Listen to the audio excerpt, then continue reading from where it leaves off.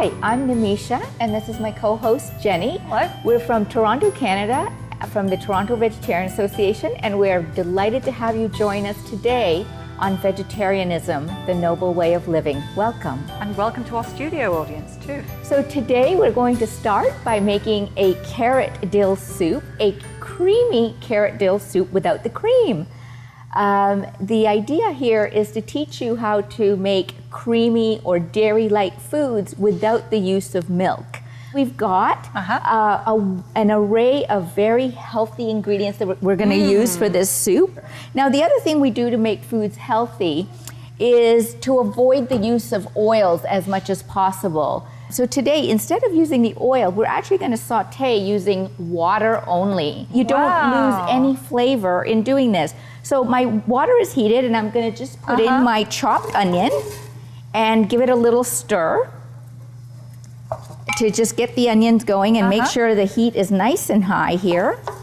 I have presented this to other people, and nobody has ever said, hey, where's the oil? And then you can start putting the harder vegetables in. So we've got our chopped carrots here, and all I did was, after I peeled the carrots, it's just a matter of chopping them into small chunks. What we're going to do with this soup, once the vegetables are cooked, is we're going to puree it nice and smooth. So if I can get you to do the same thing with the sweet potato here, which is the second ingredient that we'll be putting in. And carrots and sweet potato are full, is it beta carotene that's right? Yeah. That's exactly right. Beta carotene, very, very good for you. That's a precursor to vitamin A, which is good for your eyesight and your skin and your hair. I'm going to put these pre-peeled and pre-cut sweet potato chunks in here. I will just give these a stir.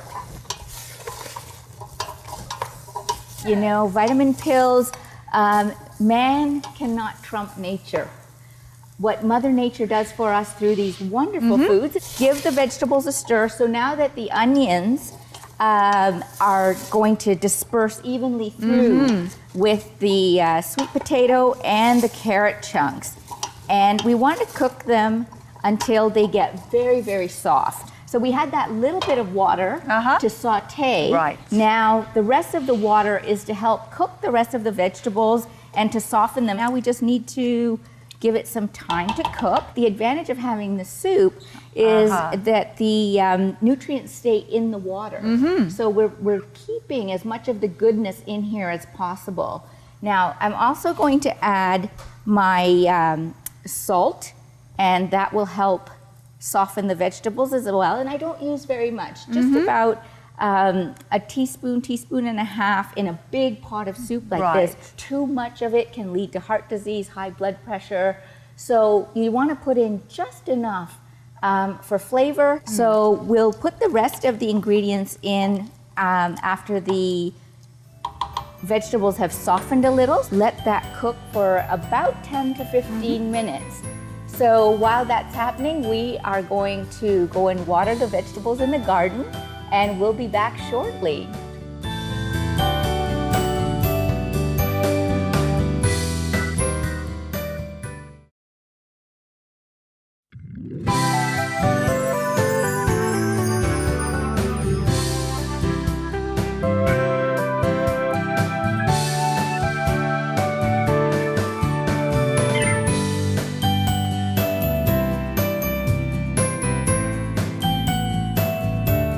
You know, this is the thing about cooking vegetarian, is that it's very easy to make substitutions, and it's easy to adjust the recipe to your liking. So some people might find sweet potato maybe too sweet, or, you know, just for variation, you can put in a plain potato, and that will help you, you know, still create a lovely, delicious, nutritious recipe, but you don't have to be so tied to every letter of the recipe. How much water did you put at first when you were sauteing? At first, in a smaller pot, you would put in only about a 1/4 cup, just a thin sort of layer of water in your pot. Not very much, because you want that sizzle. You know, you want that effect of sauteing without the oil. If while you're sauteing the onions, you find that they're either starting to stick or drying out, then just add another couple of tablespoons of water, and that'll give you that same effect without the extra added fat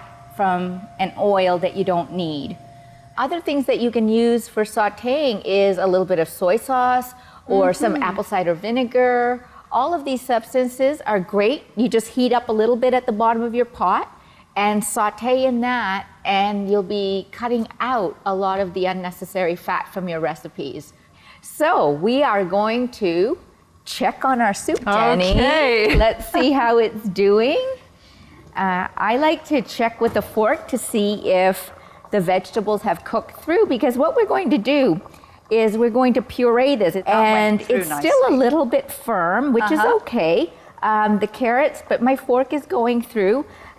In order to puree and make it nice and smooth, we need the vegetables to be very soft. But this is also a good time to add our soy milk in. Now, Jenny, I've got the organic soy milk here, which is great instead of dairy. As I said at the beginning, yes, very much. We want to get the dairy out of our diet because many people may not realize this, but dairy is just liquid meat.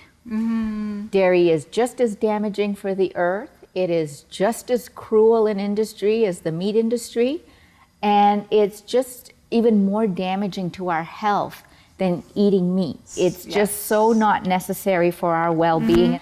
But there are wonderful substitutes. Nowadays, you can get so many different varieties of soy milk. That's it. And you can get soy cream. It's just incredible. So you don't need to go to any health food stores, the big supermarkets. You can get soy milk so easily. And try and pick up organic if you can. And so I've got 2 cups of soy milk in here. So I'm going to cover my pot and let it heat through again. You want to be careful and really watch your pot because it can boil over. Right. Now, Jenny, there's some people that have trouble with soy, or they don't like the taste of soy. Although in this soup, you'd never know it. Oh, you wouldn't be able to taste. You wouldn't be able to tell it. It just makes it nice and creamy and gives it that rich flavor without the fat, because this is also very low fat. However, your other option, rice milk works, almond milk works. There's some grain milks also available. Oat milk or a mixed grain, like a multi-grain beverage, is made out of grain, and it's very milky, and it will help you thicken your soup and make it very creamy. So those are some other options that I enjoy. And then there's some method where you can actually make your own milk. Absolutely. Well, I do make my own almond milk at home. You do? I do. And it's actually very easy if you just invest in this little item called a nut milk bag. See what I mean? Oh, you got to watch that. You got to watch that pot. It can boil over. When it starts to rise up and boil over, just lift the lid to give it some air, and it'll go down, it'll calm down. It's getting to look good, so now is a good time to add my pepper. I've got about a teaspoon of pepper here. I may not add all of it. It's always good to add less and then adjust if you need more. What makes this really delicious is fresh herbs. Now today, I'm using fresh chopped dill, and this is what dill looks like. And Jenny did this wonderful job of chopping it fine, but I mean, you don't have to chop it too fine, because remember, we're going to puree it. So I take the tough stems out, and fresh herbs give this soup a wonderful flavor. And of course, herbs always add an extra bit of nutrition too. Right. And one of the other herbs that I've used in this soup that works just as well as dill is parsley. Parsley works great. And we'll just let that cook a little bit longer so the dill flavor can permeate right through the soup. Nothing beats fresh herbs. But of course, in a pinch, you know, for a tablespoon of herbs, fresh herbs, you can substitute a teaspoon of dried. It's stronger, isn't it? The dried is stronger. So you don't need as much. Exactly. So definitely dried will work, but I always prefer fresh whenever I can get the fresh herbs. So we'll just let that cook through. And I can can you smell that already? Isn't that yummy? Lovely. Okay. So the carrots and the sweet potatoes just need a little bit longer to cook, and then we'll blend it and puree it. We'll be right back.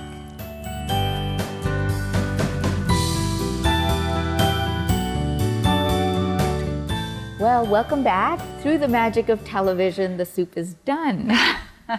We waited till the vegetables were thoroughly cooked, and then Jenny and I, with the help of our volunteers here today, blended it in a blender. And we didn't want to do this on camera because it sometimes can be a messy business. So if you have one of those hand immersion blenders, this exercise becomes very easy. You just plug it in, you can stick the blender right into your pot of soup and blend it. Now, Jenny, you were telling me about something that your mom did with soups. What was that? Oh, yes. She made delicious soup. She would take out a cup of the cooked vegetables and she would blend most of the soup, but then she would add some of the vegetables back in again. So it'd give that little bit of sort of like texture, a just little a few bit little of vegetables that you could bite, chunky vegetables that you would get in your spoon as you're eating the soup. So, but this time what we did was we used the blender and we pureed the whole pot. So we didn't set aside any of the vegetables. And you know what? I'm going to find some herb just to put on top. Okay, do that. Jenny's just going to get some fresh dill, and we're going to decorate this. There that we go. Is lovely. There we go. Oh my. All right, so that's our creamy carrot dill soup without the cream. But it's, as you can see from the texture, it's just as rich and just as creamy as if you'd made it with milk or cream, but it's much healthier, much kinder to the environment, and certainly much kinder to the animals. So happy Easter, everybody. Thank you for joining us. And we'll see you next time.